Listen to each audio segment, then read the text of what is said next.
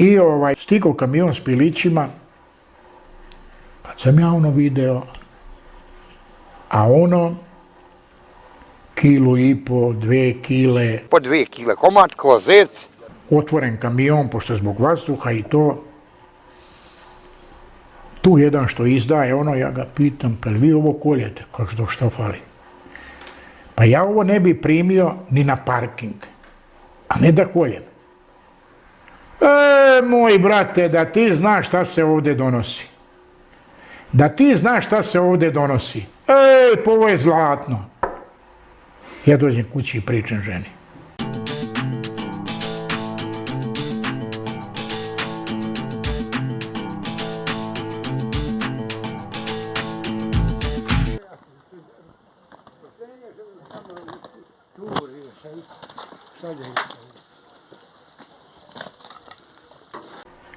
Mi još malo ima poneka pijaca da se kupi nešto sveže.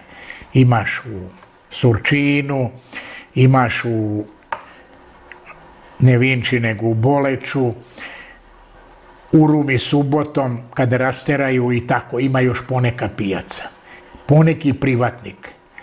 Kad i taj iz Dolova pukne mu film pa proda ovce na klanje, kad i ti ljudi prodaju ovce, kad ovi prekinu da tove goveda, mi ćemo piti veštačko mlijeko, mi ćemo jesti to zamrznuto, uveženo, uvozit će nam ko zna šta i ko zna koliko.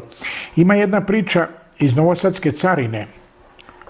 Priča mi žena koja je bila jedna od direktora Novosadske carine, nešto smo tako dotakli, i ona kaže, znate gospodine Mihajlo, jedno jutro rano mene zovu, pošto je ona za te namirnice i to, rano mene zovu na carinu. Šta je bilo? Odem ja tamo, kaže direktorici, imam problem. Matijević je uvezao svinjske glave iz Nemačke. Jedan vagon, da li kvar, da li je isključen, šta je, uglavnom je jedan vagon nije radila klima, to je zamrzavanje. I dok nije došlo do Novog Sada, to se usmrdilo. Već je počelo. Kaže, šta da radimo s ovim vagonom, gdje da ga... Pa daj, kaže, zovite predstavnika Matijevićevog, da vidimo. Dođe čovjek. Šta, kako? Ma, kaže, nikakav problem, nemate vi s tim ništa, dajte da ja potpišem. Mi to istovaramo sad odmah prvo taj vagon. Pa šta ćete vi s tim? Gdje ćete da bacite? Morate neku kafileriju. Ma kaže, kakva kafilerija? Sve će to pojesti srpska govna. Hrana koja se kupuje u mesarama kod nas mahom je smeće. Naravno, ne možemo to reći za sve mesare, naročito ne za one koje funkcionišu kao maloprodaje. Mali privatnici se u praksi pokazuju i kao najkorektniji. Sa druge strane, mesna industrija je kod nas dospjela na izuzetno loš glas. Pa je tako pomenuti Matijević, koji je samo jedan od mnogih, dospio na loš glas i danas počeo da važi već faktički i kao simbol za industriju nekvalitetne hrane, odnosno mesne industrije, možemo reći slobodno žnj kategorije. Sad postavlja se pitanje šta je na nama slobodnim građanima da učinimo. Izuzmimo to da će se uvek javiti neki malograđani koji će reći ma šta to mene briga ko je i kako proizveo to meso, bitno je samo da može da se proguta, da je ukusno, a ako nije ukusno stavit će se malo više ljute paprike i poješće se. Pa vi da znate, pojedini mesari, šta trpaju u te kobasice, u te... Pa to je strašno. To je strašno. Ćevap proguta sve. Neću da imenujem te ljude, mladi su ljudi ovdje iz okoline. Oni kupuju uginule krave. Uginule krave. Samo dobro, dosta bibera, soli, izmeša i to, ćevap dobar. Strašno, bre, ljudi. Srpski narod ne zna šta jede. Sa druge strane, ljudi koji misle ne mogu ostati ravnodušni činjenicom da jedu hranu koja je nekvalitetna, nepropisno proizvedena, kao i da je izuzetno nezdrava. Osjećaju potrebu da to moraju da promijene u svom životu. Kako to mogu da učine? Kao prvo da pokrenu sopstvenu proizvodnju hrane. dakle u svom dvorištu, drže živinu, hrane na način koji misle da je za njih adekvatan i kraj. Ukoliko pak niste spremni da preduzmete taj korak u svom životu, onda je neophodno da se povežete sa ljudima koji proizvode sopstvenu hranu. To su domaćini koji proizvode hranu na sopstvenom imanju, u svom dvorištu.